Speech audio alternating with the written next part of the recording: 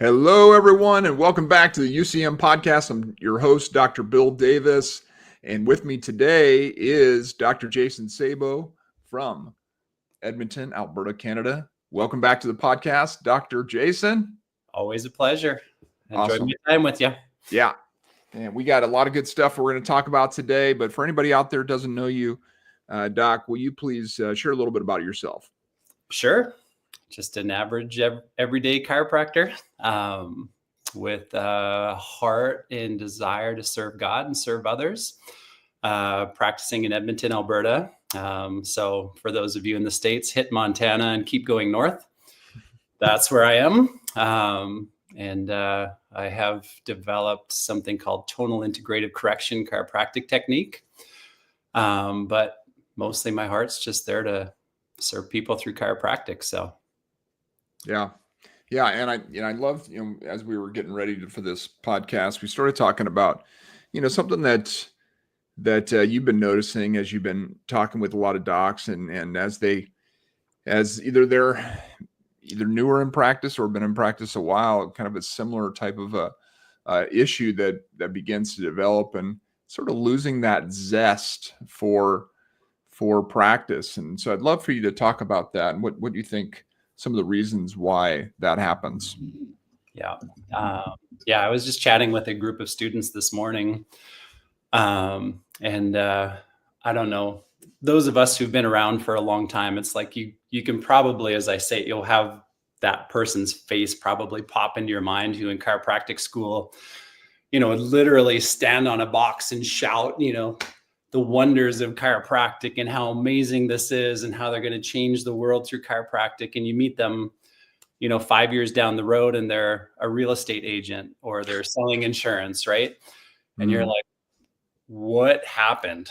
It's like you were so passionate about this. And it's like, there's the rubber meets the road in terms of our chiropractic zest. And it's like, especially as a student where it's like, you have no opposition, right? So there's nothing coming against you. And then you get out into the, so-called real world. And all of a sudden you have this nasty thing called overhead, where it's like, you have to pay bills all of a sudden. It's like, you have your rent, you have your staff. And it seems like people transpose what's important to them in terms of you have this passion and then you have this fear of what people are going to think about you. And it's like all of a sudden that fear starts to overtake their passion because now they're actually saying their message and you're watching the person in front of you. It's like, are their arms crossed? They're not engaging with me. And it's like, we start altering our message and our, I'm going to say our zeal for what we're doing to try to see how it's going to be reacted to almost. And I'm like, for me personally, it's like, I always tell people, I'm like I'm business-wise, probably the least likely person to have succeeded in chiropractic. Like I'm the kid that was like hiding behind my mom's leg. The first time I had to make a phone call to a patient, like, you're like dialing the phone number and it's like my hand was like visibly shaking, like, oh my gosh, like I actually have to talk to a person. It's like, what are they going to think of me? But it's like the mission for what we do is like so important to me because it's like, I always say it's like, you can have this job mentality where like a job is just something you do for money, or you can have a mission mentality where it's like God has put me on earth for a specific purpose. And it's like, for me personally, it's like, that's my mission where it's like, okay, what am I on earth to do to make a difference in others? Okay. And that not necessarily has to be your occupation. But I really feel like, I'm going to say like my natural identity is, encouraging healer. Okay. And it's like, that should manifest in my work, but it should manifest in my relationship with others. And so it's like, if I'm on earth to be an encouraging healer, it's like, that's my gift from God to the world. And it's like, if I don't exhibit that, it's like, we're really robbing the world of a gift from God. Right. And it's like, if we can walk that out, it's like, okay, I don't think that honestly I'm anything that special. But I do believe that I was put on earth to make a difference. And my mission through making a difference in the field of chiropractic is that's my gift from God to the person. Okay. And so it's like I can live that mission. And it's like when you start with that mission, it's like you have to realize not everyone's going to accept you. Okay. And like I'm super blessed and fortunate that, I get to see quite a high volume of people. And I'm at the point where it's like, I'm referral based. And so it's like people are coming in because, X, Y, and Z have all referred this patient in. And like it's bonkers. It's like we'll have like a patient come in and they're like, well, my sister-in-law has been telling me to come in, and Joe from work has been telling me to come in, and we're sitting at a football game, and the guy in front of me is like, oh man, you need to go to a chiropractor. And I don't know if you know Dr. Jason Sabo. And they're like, oh my gosh, like you're the fourth person that's actually told me. And it's like, now I feel like God is literally sending me into your office, because Right. these weird threads of people coming in. But even with, referral based people coming in, we'll still have people coming in, and it's like we're going through our education with them, and they're like, arms are crossed, and you're like speaking to them, and they're like giving me the eye, and you're like, why are you here? It's like, obviously you're here because you're curious, but you're sitting here and all of your body language says, I don't want to be here. Right. And so it's like, as the chiropractor, it's like you can engage with this. Just people get so stuck in this fear of rejection that it starts altering their message, and it literally starts paralyzing some people to the point where it's like they're actually afraid to go into the next new patient because they've been rejected, and they're like, they don't want to be rejected again. And so they're just waiting. The back of their mind is like, they're just waiting to be rejected, as opposed to sharing their passion and their purpose for this chiropractic mission. And like, to me, it always goes, I don't know why, but it's like, obviously the Bible's made a big impact in my life. But it's like, I always think to the story of Jesus in the New Testament, where he's like he's training his disciples, and he literally sends them out to towns, and he's like, okay, I want you to go into these towns. Here's the very specific message you're going to speak to them. Then go heal the sick, blah, blah, blah. And he's like, if the town receives you, stay there and go for it. Right. And he's like, when a town doesn't receive you, he's like, shake the dust from your sandals and go to the next town. Right. Right. And what I found is like people get so caught up on the rejection that they sit there and they like feel sorry for themselves, and they're like waiting to be validated by people, as opposed to being inspired by the message that they're bringing. And they're like, well, if you're not going to take this, like look at the fields out there. It's like, look at the people that need it. I'm just going to go to the next person. Right. And so it's like, you can be paralyzed by that rejection, or you can just be like, some are going to take this thing and some aren't. Right. It's like, hey, Jesus changed the world, and they killed him. It's like they crucified and they rejected him. And so it's like, if that happened to him, I promise you, people are going to not receive your message all the time. But does that change the purpose and the passion that you have for the message that you carry, to be enough to say like, hey, I still think this is going to change the world. I think this can change your life. Share your message. And obviously we want to get good at, condensing what we're about and what we're delivering through the chiropractic service. And so get good at it and polish that and practice it. And then just carry that passion into the person in front of you. Right. Right. And I love that, you talked about how you got to speak to each individual person, and, not be thinking about the people that you've met with before, and just focus in on that person, not worry about whether or not, someone else rejected it or whatever. And it reminds me of something else we were talking about, which is, of all the little things that are involved in having a successful practice, and a lot of times we can get caught up in just missing out on the little things that are so important, right? The details of practice.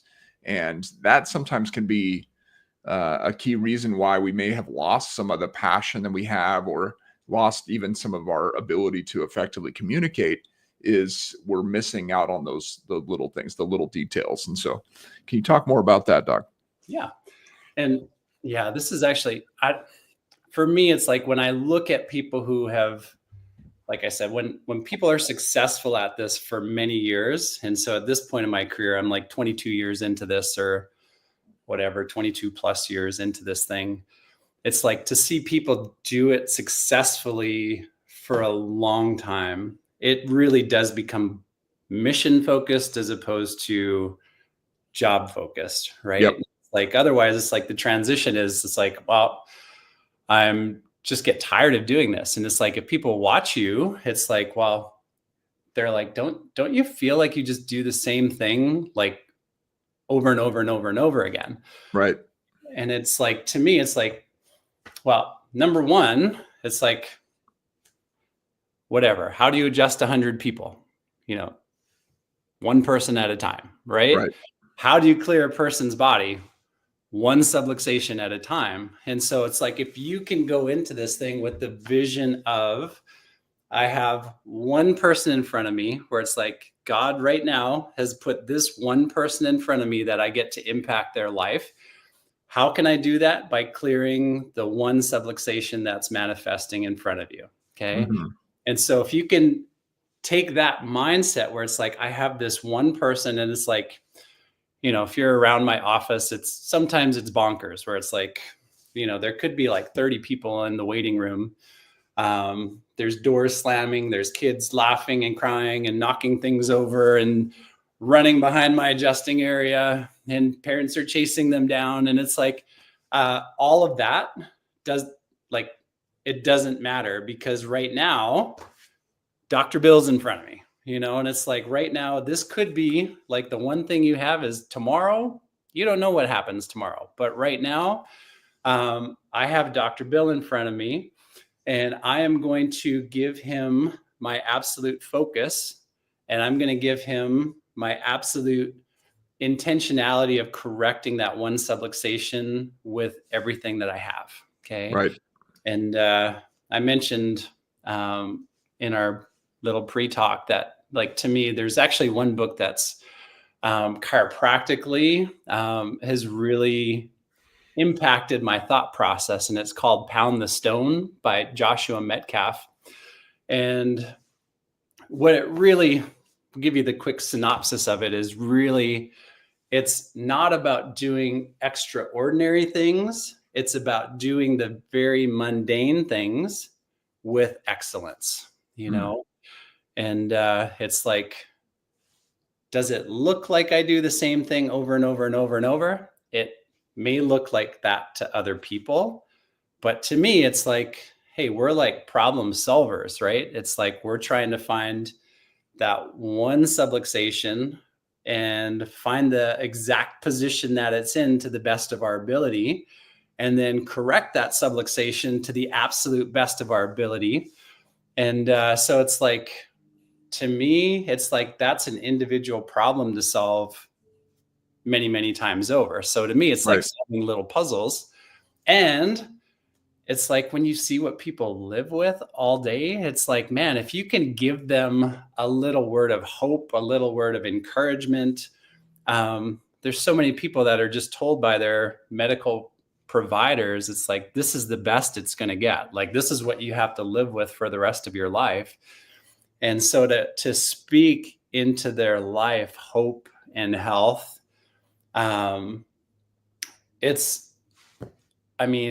encouraging part of what we do is actually, to me, as important as the actual chiropractic part that we can do.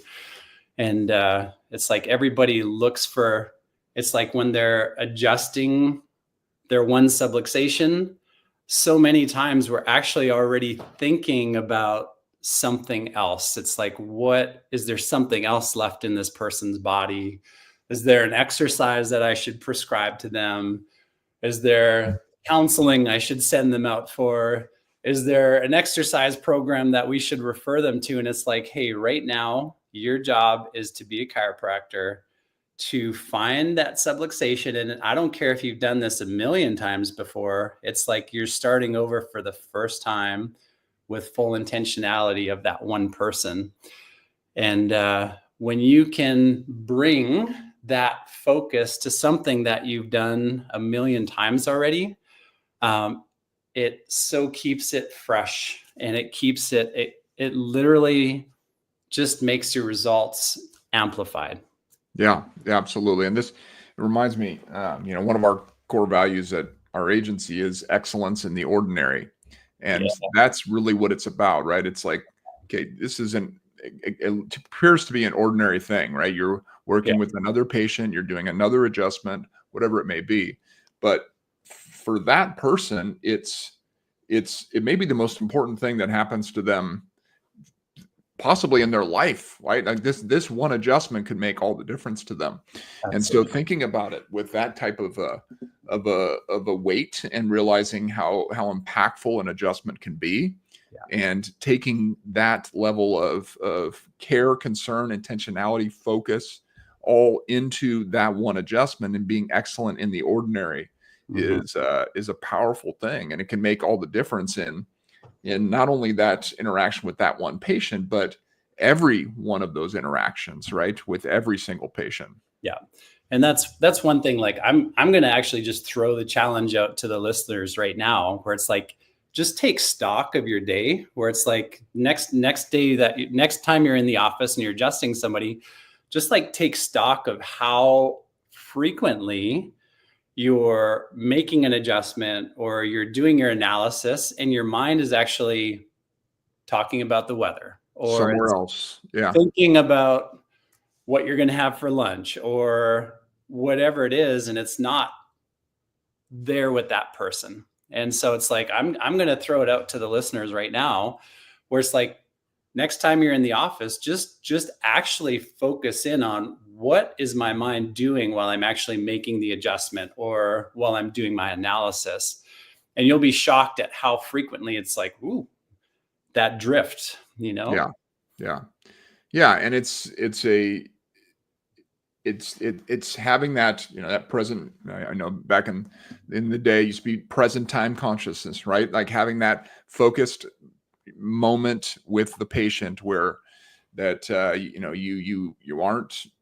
your mind isn't on other things. You're not thinking about sports or what's happening with your kids, or, whatever. It's you're focused on that patient at that time and that adjustment, and you're giving them the best possible moment of care in your practice. And so, you talked about, obviously you do see a high volume within your practice, and at this point, I know you've recently lost one of your associates, so it's just you in the practice. Yeah. But you do have an abundance of team members. I think you said about 10 team members. Yeah. And so I'd love to talk through, because part of what's so important about being able to have those great moments with patients and really having that focus is being able to set aside all the other distractions or other things that may need to happen within the practice, but that you don't necessarily have to do as the upper cervical chiropractor. And so talk about how your team supports what you're doing with patients, and how you can most effectively, or how you've learned to most effectively use all of your staff members in a way that really improves the experience for the patient. Yeah. And that's something that's literally grown out of just like necessity, really. And it's like, it's so easy because we are the chiropractor. And obviously most of us as chiropractors, we're business owners. And so you realize how many things go into your day that are not necessarily just laying hands on people, adjusting and assessing them. And there comes a point in the calendar where you're like, your calendar hopefully is just going to be very full. And so it's like, as we started looking at like, well, there's people phoning in trying to get in, and obviously it's hard to just tell people to don't come in, we're too full. So how do we open up space to allow more things to happen? And the one thing that I'm going to really challenge you as business owners and chiropractors is, how many things in your day are you doing that don't have to be done by you? Now, I'm not saying it's not that you don't do a good job of doing them. Maybe you'll actually even do them better than somebody else. But what can you take off of your plate that's non-essential? Okay. And it's like, if you can take things off of your plate that are non-essential and you can hand them to someone else, and it opens up a minute or 2 minutes or 3 minutes of your time. If you can open 10 minutes of your time, how many more people a day can you adjust? Okay. Right. And so it's like something as simple as having chiropractic software. And like, I use like a system called Atlas. But one of the things that really alerted me to it was it has a calling system. Okay. And what that calling system does is, when I post an adjustment on the software, it gives like a 15-second delay, and then it auto calls the next person in queue to that adjusting area. Okay. And so if it calls somebody back, well, that automatically takes away one person having to go to the waiting room, say, Joe, come with me back to table 2, right? Whereas you can have a microphone that says, Joe, please go to table 2.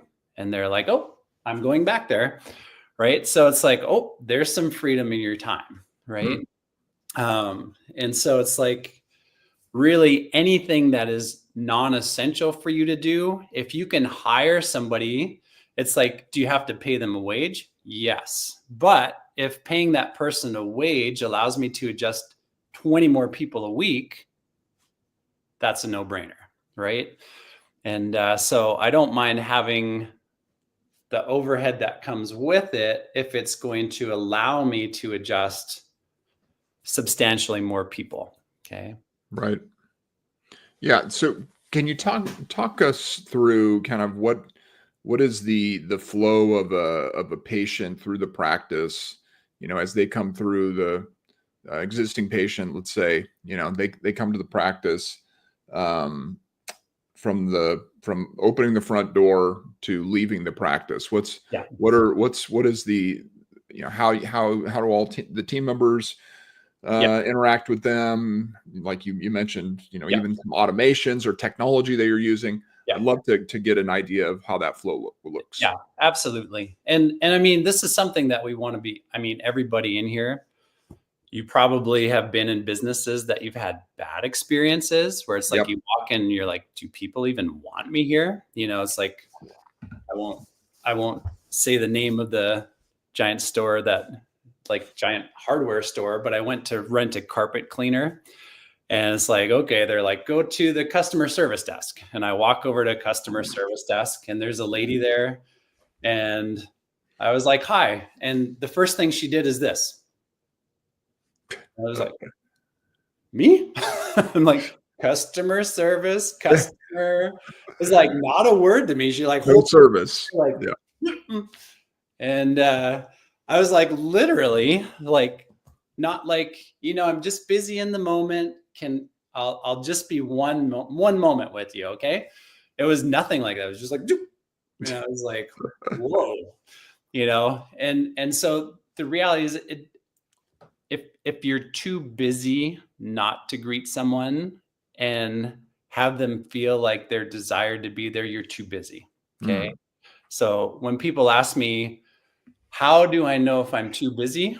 The reality is, when you can't focus in on that one person that's in front of you, you're too busy. Okay. And so either you have to change your capacity to focus on that person in front of you and be present with them, or you're too busy. Okay. And so always have someone that's available to greet that person walking in. Okay. So we always have someone greeting them as they're coming in, and having a person that is present close to the entry or exits. I think a very important thing that when people come in, they're like, hey, so glad that you're here today. And so the computer software system that we use, they have a key fob or a card. So they actually check in automatically. And that way it keeps track of who's there. And that puts them into the queue. And so then when their spot opens up, it will auto call them back to whatever table they're supposed to go to. Okay. And then the other thing that I found, obviously taking notes can be a substantial part of our visit as well. Sure. And so I actually have a charter who is with me. Basically, they're my shadow. They follow me around and will actually take the listings. When I'm doing assessments, they're actually writing down what I'm doing. And strangely, just having that charter with me, that's allowed me the capacity to see, I would say, an extra almost 20 people a day. And so that was a huge saver for me. And also then if I'm going through and giving out, for example, exercises, these guys are very adept at exercise. So we'll have our exercises pre-planned on a sheet of paper. And if it's something fast, if they're just looking for a refresher, I'll take the time. And if it's something very simple, it's like, I'll look at my charter. Can you just demonstrate this exercise for them? Boom. That saves me X amount of time as well. Okay. And so then once they're completed their time with me, we post their adjustment on our software system. And then, like I said, it has about a 15-second crossover where it will automatically call the next person. And so then they're on their way out. They're greeted at the desk again as they pass by. And obviously they're there to book appointments and have any questions answered. So makes it very simple. Yeah. Cool. Now, obviously don't hire a charter if you have time in your day. So if you don't have time, if you're capacitated out, then you're just looking for things that will open up space for you. Sure. Yeah. Makes sense. Yeah. And, I wanted to mention also that you, as you said, you recently lost your associate. And so I think you do have a spot available in your practice. And so tell the audience about that in case anyone out there is looking for an opportunity. Yeah. Any Canadian or wannabe Canadian practitioners, Edmonton, Alberta. We definitely, we had an amazing young lady who's been part of our office for the last few years, and happy for her. She met a wonderful, amazing man that she married, and they moved to a small farming town a few hours out of our city. And so we did lose that capacity to have her in the office. So we do have an opportunity for an associate for those any and all interested in being part of our community. So, yeah. Awesome. And so best way to, if someone's interested in that, Doc, just reach out to you through your website or. Yeah, that would be great. Yeah.